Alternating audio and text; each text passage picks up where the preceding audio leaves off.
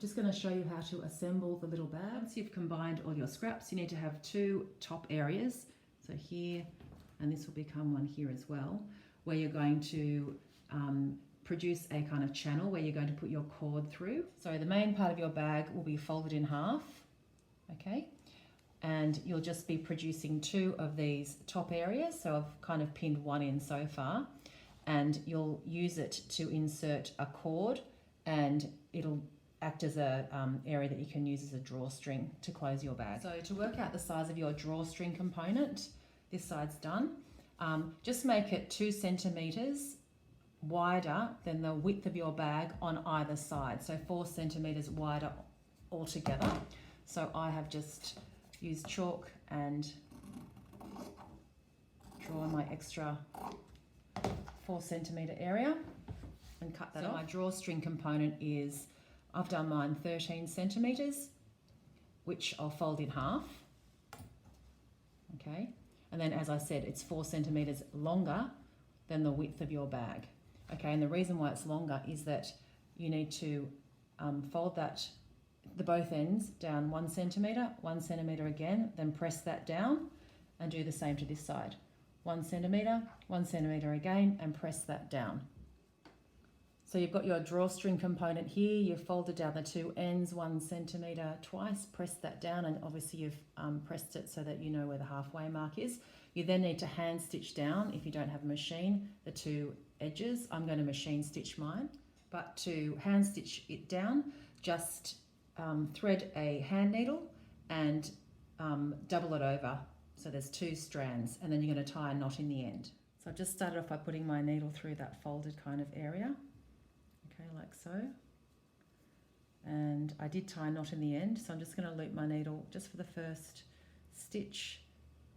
So hopefully here you can see, I'm a bit shaky, how I've just picked up one side of the fabric and I've gone through the other, but on the front side of the fabric it's going to be extremely discreet, the stitch I mean. I'm leaving about 1/2 centimetre in between each stitch.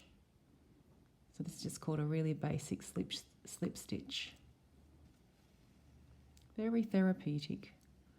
Just be patient.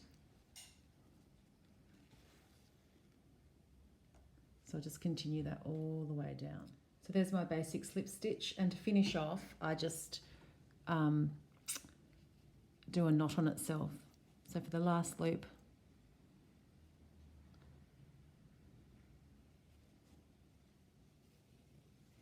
just do a knot on itself.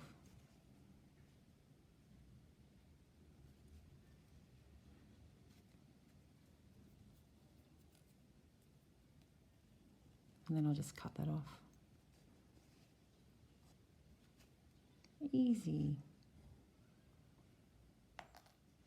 So this is the visible side of the fabric. So you can see the little stitches. They're pretty discreet, and I just want to sort of show how it's important to try and make the distance between each hand stitch even. So about 0.5 centimeters good, and that's the other side.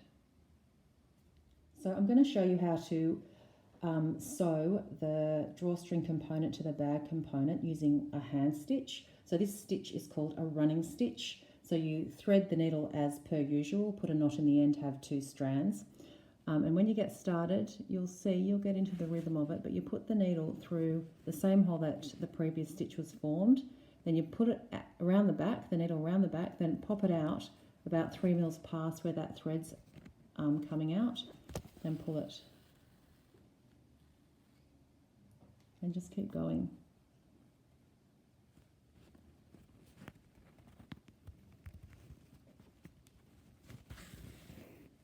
And it will actually produce a really durable, strong, pretty aesthetically pleasing stitch. So you've got the drawstring component at the 2 tops of your bag, and obviously the bag component's in the middle. I'll just show you the underside. So it's all a bit of a mess. You just need to clip all the threads off later. I've also got the label there. So now you need to finish the seam between the drawstring component and the main bag component. You cannot have a raw edge like this, seam allowance that's just fraying like this. So you can choose to either overlock if you have an overlocker, You could do a zigzag if you have a sewing machine but don't have an overlocker, or you can hand stitch an overlock stitch, which I'll show you now. So I've secured my first stitch as you've seen me do before, and next time I'm going to go to the left, put my needle through, and before I pull it through the other side, I'm going to loop this thread under the tip of my needle and then pull it through. So I've intentionally used a contrasting thread colour so you can see what I'm doing here, and this stitch is also called blanket stitch. So again, I'm putting the tip of my needle to the left of the previous stitch, I'm threading the front of the thread, making sure it loops around the front of my needle, pulling it through, and it forms that kind of bound stitch, which should assist with reducing any fray that might take place. But again, if you want to zigzag, you can on a sewing machine, or overlock if you have an overlocker. But I'm also making sure that people who are hand stitching have an option as well.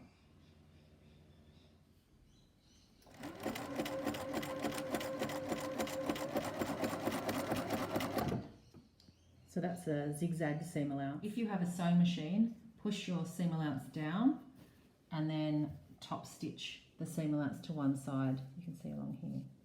If not, don't worry about it. Next, fold your bag in half and you're going to sew along the side seams 1 centimetre seam allowance on both side seams, and just make sure if you're hand stitching it's going to be a back stitch finished off by a overlock or a blanket stitch on both sides. Otherwise you're going to be using a machine stitch 1 centimetre seam allowance, followed the seam needs to be finished off using a zigzag, and just watch closely for how I do this top bit here.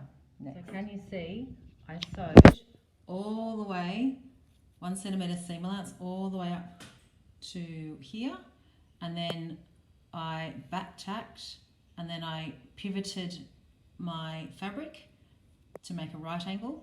So I sewed up here, then I've come out early and back tacked here so that this part here in between is open. Cut 2 strips of cord the same length, get a safety pin and insert it into the drawstring component of your bag. Tie a knot in each end. So clip off your excess threads, and then if you pull your 2 drawstrings out, you will have a very cute little bag.